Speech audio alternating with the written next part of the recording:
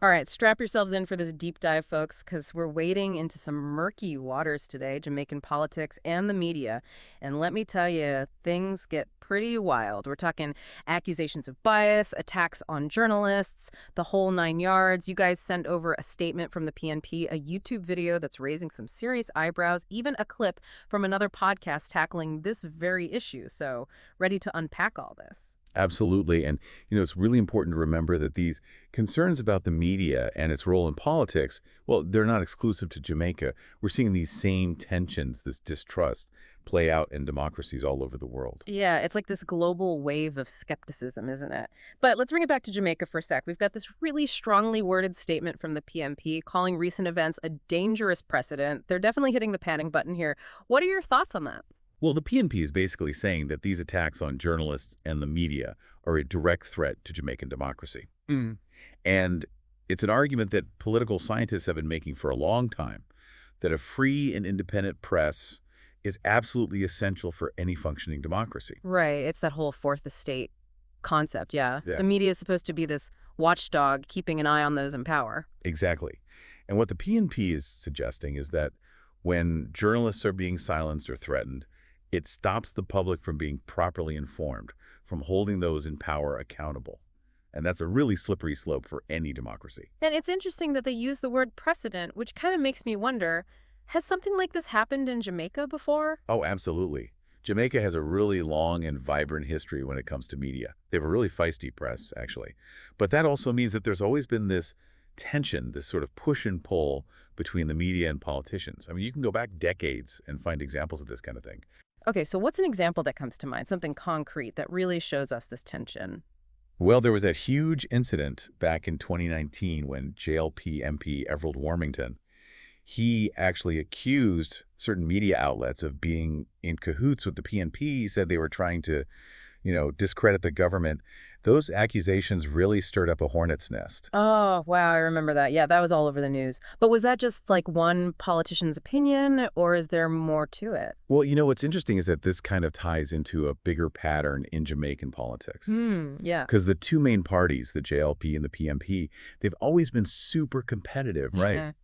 And it feels like that rivalry spills over into how they interact with the media. Oh, totally. Historically, both of those parties, they've had their favorite media outlets, their preferred journalists, and they're not afraid to cry foul if they think the coverage isn't in their favor. So it's like this constant back and forth of accusations. Exactly. And the problem is it creates an environment where it's easy to just dismiss any criticism as politically motivated. Like people just retreat to their own sides and they stop listening to anything that challenges their view. Which brings us to that YouTube video you sent over, the one with the title, Jamaica Gleaner PNP Affiliation Exposed. And yeah, that title does not mince words. We're not simmering anymore, are we? Oh no, that's straight up fire. And the title itself is a perfect example of what we were just talking about. It's designed to be inflammatory, to make people suspicious right off the bat. Yeah, it's like clickbait, but way more intense. But let's actually dive into what they're saying. What are the claims in this video? So their main argument is that the Gleaner, which is, one of the oldest and most respected newspapers in Jamaica, Right. they're claiming that the Gleaner has all these financial ties to the PNP, and that these ties are influencing the reporting, making it biased. Wow. They even name specific reporters, saying they have personal connections to people in the PNP. It gets very personal. And that's another common tactic in these kinds of videos. Personal attacks, throwing out insinuations. It's all about discrediting people, even with very little proof, and trying to plant seeds of doubt in viewers' minds. And here's the kicker. They keep saying they have all this evidence, these receipts to back it all up, but they're going to reveal it in future videos. It's such a cliffhanger. Classic misinformation tactic. By dangling those future revelations, they keep their audience hooked, even if the initial claims are shaky at best. It's like they're building this whole conspiracy theory, and using these cliffhangers to keep people coming back for more. Oh, for sure. It's a pattern we see everywhere now, and social media just makes it explode. Like, imagine this happening in the past, right? A rumor starts, maybe it spreads through a town, but it's tough for it to go truly viral. Now, one click, and suddenly something totally unverified is reaching millions of people. It's crazy. Yeah, it makes it so much harder to know what's real and what's not. Which, speaking of, that's exactly what this Press Watch Jamaica podcast you sent is wrestling with. Totally.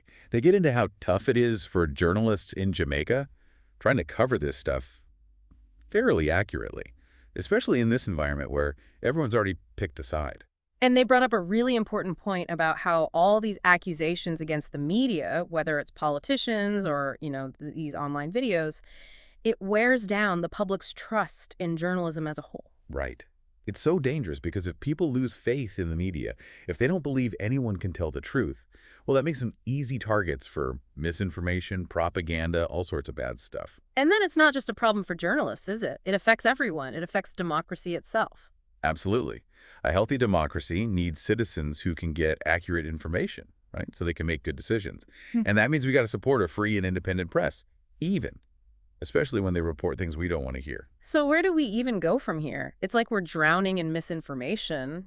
It's hard to know what to trust, who to believe. It's definitely a challenge, but listen, we're not powerless. It all comes down to media literacy, being smarter about the information we consume. Right. We can't just take everything at face value anymore. We've got to ask questions. Who's saying this? What's their agenda? Where's the proof? And be open to different sides of the story, not just what fits our existing views. It's like we need to level up our critical thinking skills, learn new ways to process all this information, especially in the age of, social media and all that. Exactly. And it's something we all need to keep working on constantly. Yeah. Because honestly, the future of democracy might depend on it. That's a powerful thought and a great place to leave it for today. So, to everyone listening, we're turning the mic over to you. Yeah. How do you navigate this whole world of media and information, especially with social media in the mix? Hit us up with your thoughts. We always love to hear from you. And on that note, that's a wrap for this deep dive. Thanks for joining us, as always, and we'll catch you next time.